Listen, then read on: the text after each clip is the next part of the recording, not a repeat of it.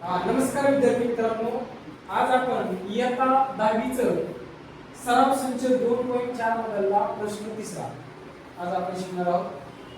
प्रश्न असा आहे, x² प्लस 2 वर्गमुळात 3x प्लस 3 बरोबर 0 हे वर्ग समीकरण सूत्राचा वापर करून खालील प्रवाह आकृतीत दिलेल्या माहितीच्या आधारे सोडवा.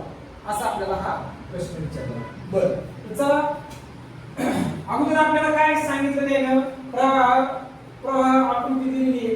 हे बघा, x वर्ग प्लस 2 वर्गमुळात 3x प्लस 3 बरोबर 0 ची ax वर्ग प्लस bx प्लस c बरोबर 0 शी तुलना करून abc च्या किमती ठरवायच्या सांगितल्या. मग आपण याची तुलना करू. x वर्ग प्लस 2 वर्गमुळात 3x प्लस 3 बरोबर 0 ची ax वर्ग प्लस bx प्लस c बरोबर 0 शी तुलना करू. मग आता या वर्ग समीकरणाची तुलना आपल्या वर्ग समीकरणाच्या सामान्य रूपाशी केली तर a ची किंमत इथं x वर्ग त्या ठिकाणी a, इथं x वर्गाच्या ठिकाणी काय काही नाही म्हणजे काय असणार आहे तर 1 असणार आहे. आलं लक्षात. मग a बरोबर किती देणार a. हा, आता इथं bx आहे, मग b च्या ठिकाणी इथं 2 वर्गमुळात 3 आहे, मग b बरोबर 2 वर्गमुळात 3. आलं लक्षात. बरं, त्याच्यानंतर c ची किंमत किती दिलेली आहे तर 3 आहे, तर मग आपण लिहिणार c बरोबर 3.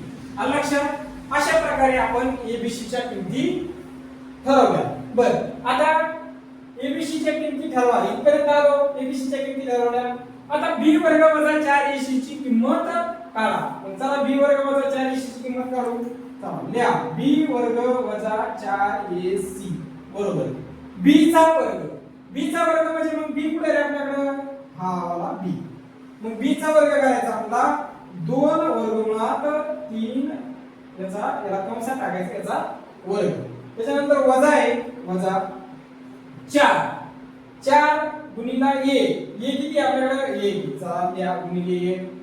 त्याच्यानंतर गुणिले c, मग c किती आपल्याकडे 3, चला या 3. आलं लक्षात.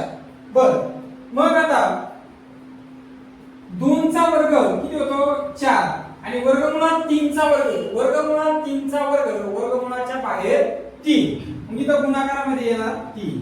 आलं लक्षात. हे 3 वर्गमुळात होते, त्याचा वर्ग केल्याच्या नंतर आपला बाहेर 3 आले. बर, वजा 4 1 4 आणि 4 3 12. आलं लक्षात. हे 4 3 किती 12, मग 12 वजा 12, मग 12 मधून 12 गेल्याच्या नंतर किती राहते तर 0. किती राहते 0. आलं लक्षात. मग b वर्ग वजा 4ac ची किंमत आपल्याला किती भेटली बाबा विद्यार्थी मित्रांनो 0 मिळाली. किती मिळालेली आहे 0. बर, मग आता आपल्याला ही किंमत काढा म्हणलं, आपण ती किंमत काढली.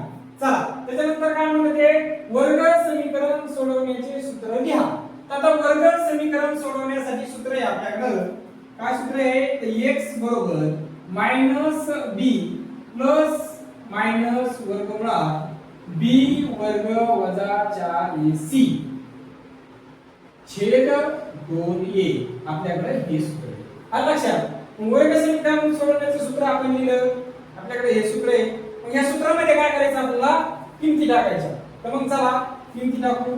x बरोबर वजाच्या ठिकाणी वजा, आता b किती आपल्याकडे 2 वर्गमुळात 3, मग 2 वर्गमुळात 3 घेऊ. चला लिहा 2 वर्गमुळात 3 हे प्लस मायनस वर्गमुळात b वर्ग वजा 4ac ची किंमत आपल्याकडे निघालेली आहे किती आहे 0. मग आपण काय लिहिणार इथं 0. आलं लक्षात. छेद 2 गुणिला a म्हणजे किती रे 1 आहे, मग इथं 1. आलं लक्षात. बर, x बरोबर वजा 2 वर्गमुळात 3 हे प्लस मायनस हे 0 आहे, वर्गमुळाच्या बाहेर पण काय आहे त्याचं 0 च्या आत, म्हणजे हे लिहिलं बी आणि नाही लिहिलं तरी काही फरक पडत नाही आणि 2 गुणिले 1 बेक बे. मग तर आपल्याला x बरोबर -2 वर्गमुळात 3 प्लस मायनस 0 भागिले 2 असं आपल्याकडे आले. तर मग -2 वर्गमुळात 3 प्लस मायनस 0 याच्यात 0 प्लस आहे केला आणि मायनस आहे केला तर उत्तर तेच येणार आहे. आलं का लक्षात? तर त्यामुळे काय करायचं आपण x बरोबर -2 वर्गमुळात 3 छेद 2 लिहायचे. आलं लक्षात? बरं मग आता हे बघा हे -2 हे वर्गमुळात 3 ला गुणाकाराच्या स्वरूपात आहे. मग गुणाकाराच्या जर स्वरूपात असेल तर आपण हे 2 आणि हे 2 काय करू शकतो करू शकतो बे व बे. मग इथं काय येणार x बरोबर वर्गमुळात 3 आणि मग आपण असं सांगू शकतो की म्हणून x बरोबर वर्गमुळात 3 ही या वर्ग समीकरणाची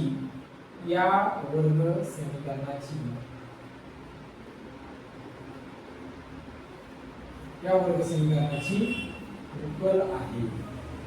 उकल लक्षात येते मित्रांनो. ठीक.